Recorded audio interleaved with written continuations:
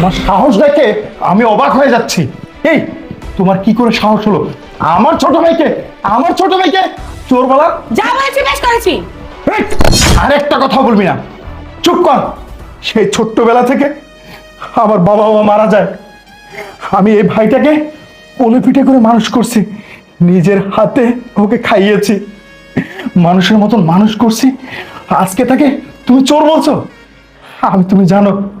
তুমি জানো আমি এতদিন বিয়ে করিনি কেন? আমার বিয়ের বয়স পার হওয়ার পরেও আমি বিয়ে করিনি, কিন্তু কিন্তু আমার ছোট ভাইদের অনুরোধেই আমি তোমাকে বিয়ে করেছি। আমি তোমাকে দেখতে যখন যাই, তোমার বাবা মায়ের সাথে আমি যখন কথা বলি, তাদেরকে আমি বারবার বলেছি যে দেখেন, আমার দুটো ছোট্ট ভাই আছে, তাদেরকে আমি কোলে পিঠে করে এত বড় করছি, তাদের দেখার মতন কেউ নাই।